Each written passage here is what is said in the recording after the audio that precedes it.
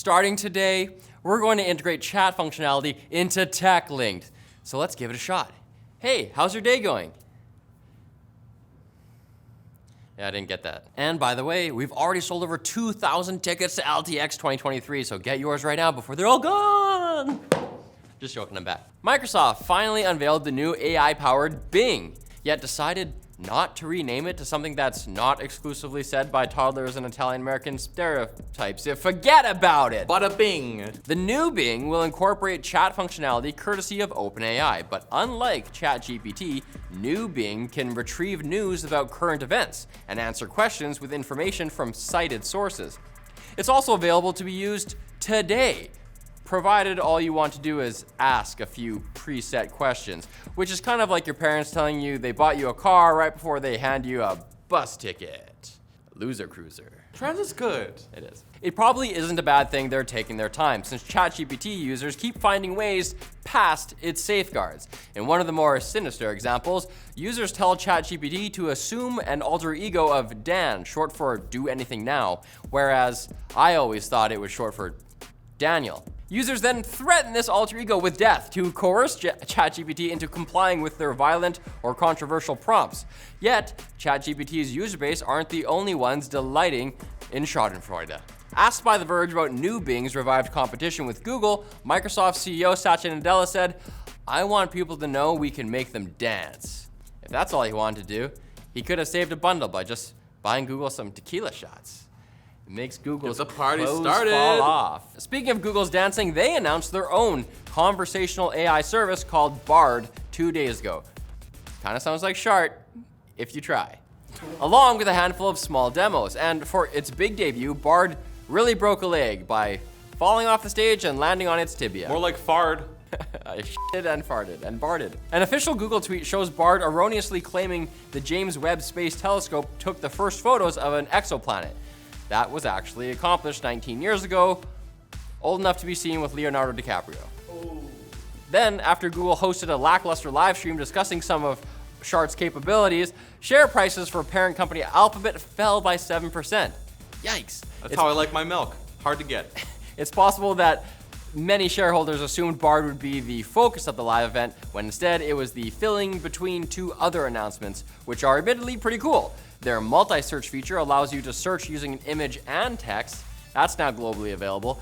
And Translate will be able to give users multiple translations for words with multiple meanings, including context to help you choose the right one. In some languages, I know that's how they get you.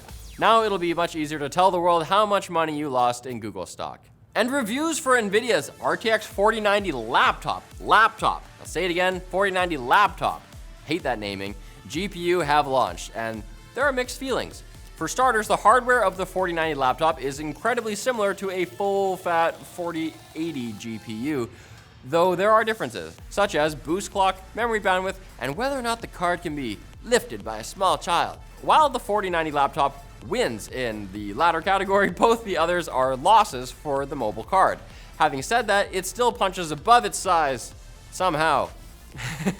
Many outlets are finding that the 4090 laptop GPU has a significant performance increase compared to the 3080 Ti laptop GPU. The Beauties at Hardware Unboxed found that the new mobile 4090 is 28% faster than the 3080 Ti on average when gaming at 1080p, and that number only goes up with the resolution. There's a 48% difference at 1440p and a 58% difference when gaming at 4K, giving the mobile 4090 roughly the same performance as a desktop 3090. Crikey! However, that performance comes at a cost, namely the actual cost. On Newegg, a laptop with a new card will set you back at least $3,500, at least, with others costing up to $5,300. Good thing you have 2 kidneys, right? Is anyone buying eyes?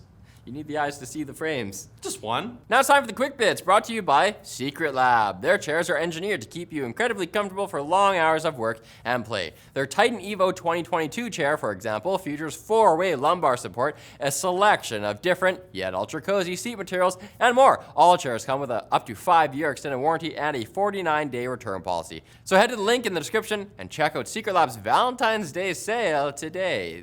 The Twinklies. Wait, where's James? Help, I'm stuck in a comfortable Secret Lab chair. Oh God, there's no time! The bits must be quick.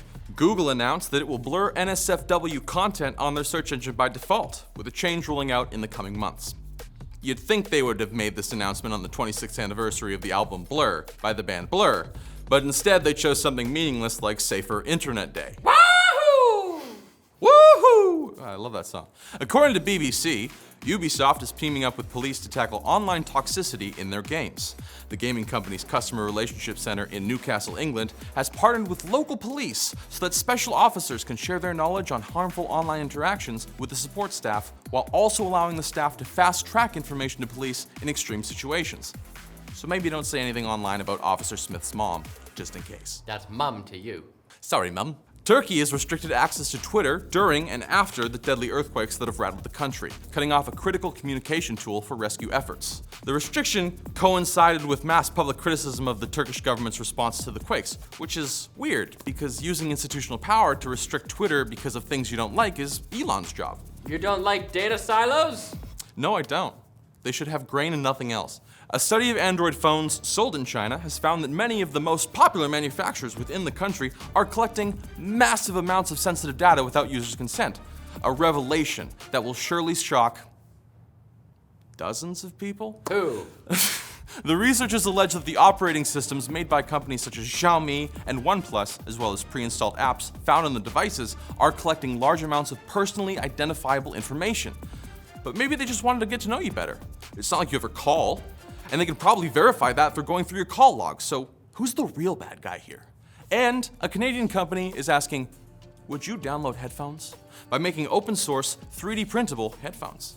The project has source files and step-by-step guides on GitHub if you want to build them from scratch. Or you can pre-order a fully unassembled kit for a fee of only 150 Canadian doubloonies. Build it yourself. Did you actually know that the Toonie was originally going to be called the doubloony? That was Yeah, one of the possible names. Stop. For twice that price, though, they'll even assemble it for you because, hey, we're pretty nice. And doubloonies, basically made up. And it'd be nice of you to come back on Friday for more tech news. And if you're really good, we'll give you a Timbit. Sound good? I also can't hear you.